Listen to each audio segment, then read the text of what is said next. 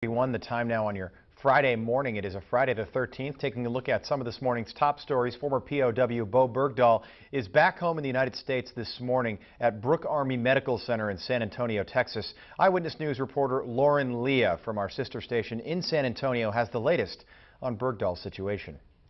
The Pentagon confirmed at about 2:40 a.m. local time that Sergeant Bo Bergdahl had arrived here at Brooke Army Medical Center. This is the third step in his reintegration process, so here's what will happen next.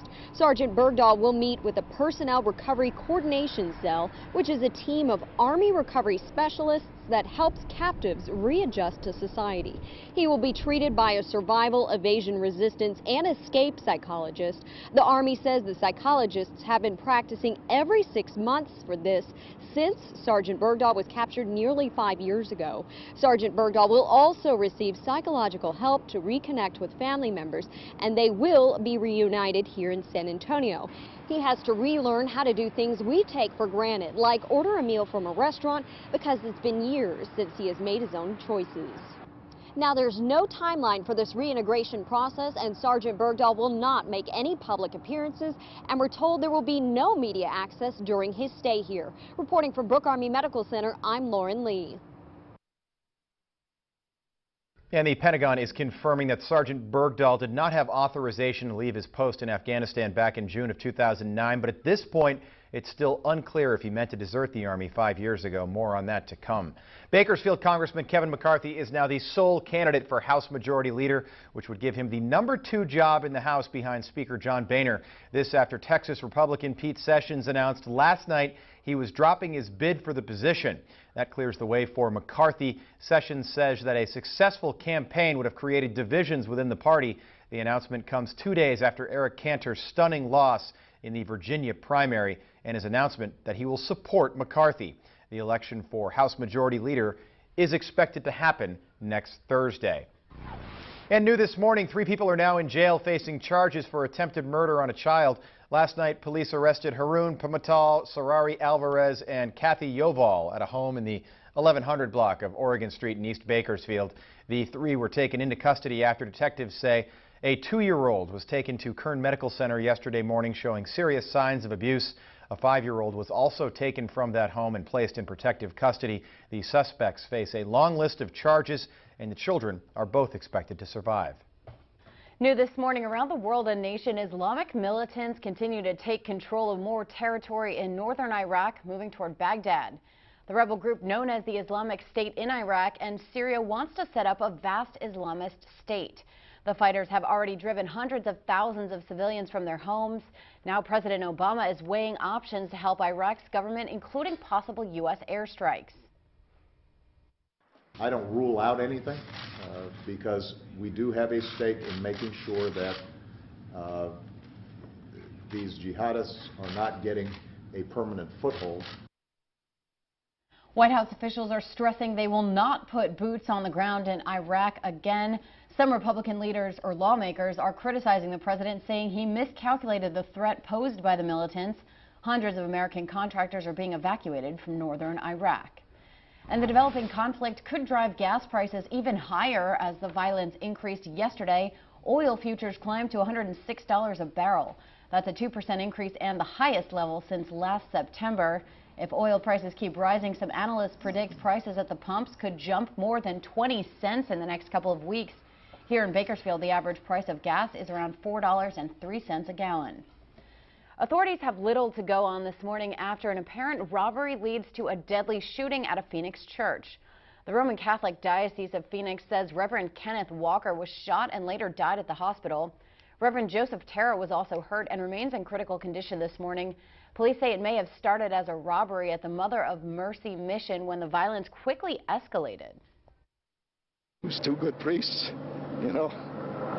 You just wonder about, what's going on with humanity. Why would somebody come in there and do this kind of thing? I mean, here these 2 priests to go out of their way to help anybody and everybody, and then we find this kind of a situation that exists like this. Can't believe it. Investigators say they still don't have any suspects or solid leads. They don't know how many perpetrators were involved or whether robbery was actually the motive.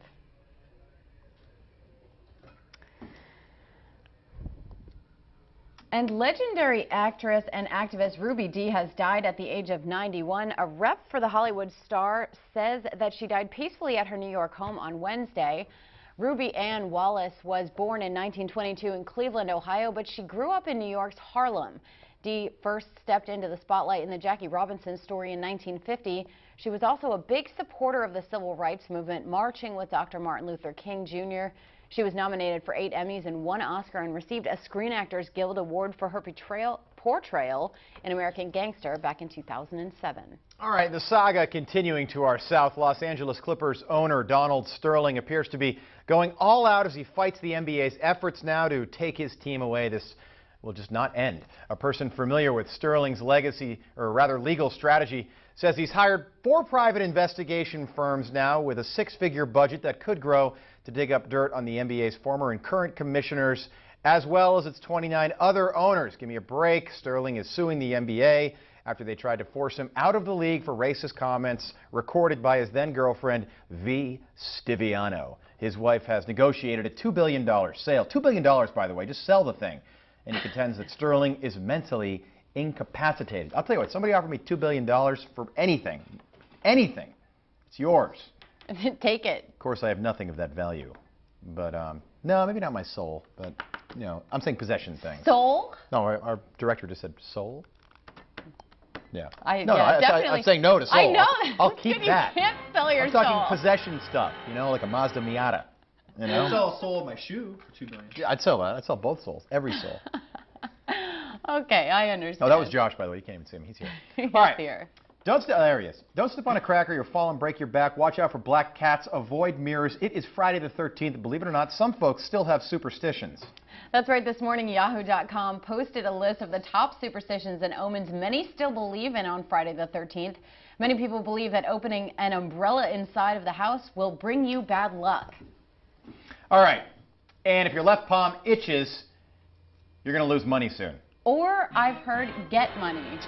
I like the get money better. I like get money too, although it never happens when my palm itches. I'm like, yes, I'm getting money, and then it doesn't happen. Nothing happens. So that's not accurate. It's a weird thing to itch. Right. Anyway, here's a classic. Breaking a mirror will give you 7 years of bad luck. I wonder who decided. I'm going to look it up right now. Viewers, feel free to find us on Facebook and let us know. At Caitlin Reardon, Rob Finnerty, Josh Helmuth, Aaron Squirrelman. But to be totally honest, I got to be honest here. Why'd they pick 7 years? Why not just like a year and a half, 6 months? Because I think 7 is either supposed to be an unlucky number or a lucky number.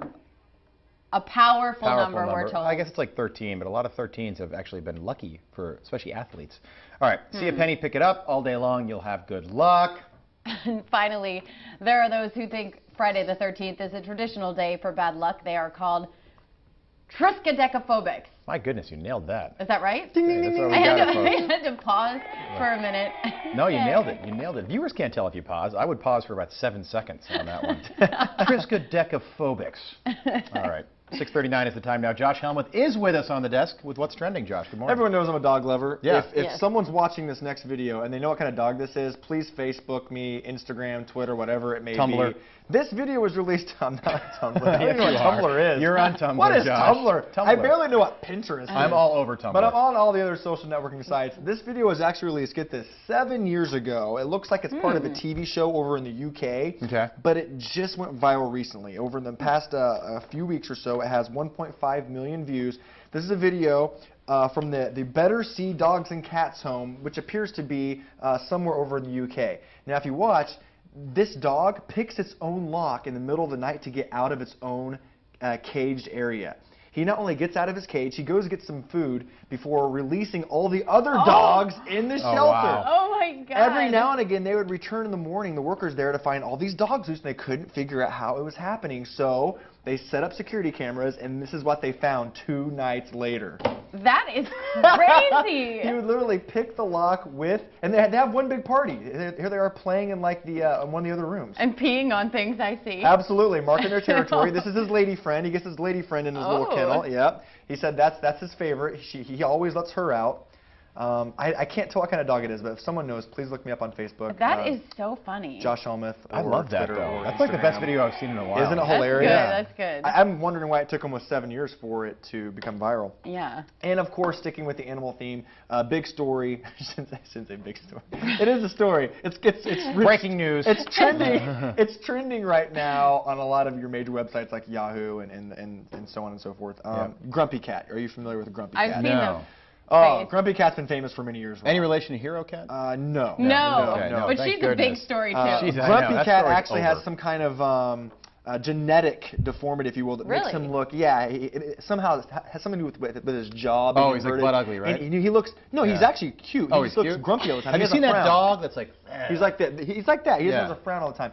His real name is Tartar Sauce. Okay. And he lives in Arizona, and he's been famous for years. He has millions of views. We have many pictures of Grumpy Cat. Here we go.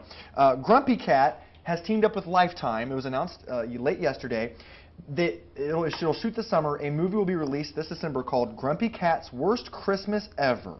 And it will be about a chronically overlooked pet store cat who is finally adopted by a 12-year-old who can communicate with him. One of the writers is Tim Hill from SpongeBob. So looking forward to that one, Greg.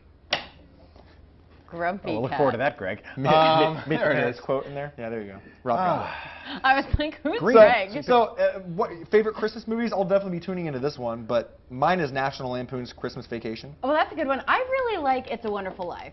You're going classic. Merry on it. Christmas! Okay, classic. Merry Christmas, Fred! Right? Does that sound Rob, like him? what's yours? Merry, You know mine. It's Christmas Vacation. Obviously Christmas. Yeah. Merry Christmas, Charlie! Merry Christmas! Oh! I'm more of a Cousin Eddie fan. Hi, myself. Judy! He does sound like Oh, God! Hey, Charlie! What's up, Fred? By the way, can we see this cat one more Anchorman time? slash comedian. Can we get that? This cat looks like he's like a novelist or something. Hey, that's Tartar Sauce. New York ladies and Times gentlemen. best-selling author Tartar Sauce. Look up Lifetime. Very exciting worst, thriller. Grumpy Cat's Worst Christmas Ever. All right, guys, we got to wrap this We gotta up. get out of here. 6:43 is now the time. Josh, thank you. You're with the U.S. Army next hour, right? You bet. We'll look forward to that, Greg. All right, a taxi service responsible for sparking protests all around the world is now coming to Bakersfield. More on Uber next. And a new survey is out.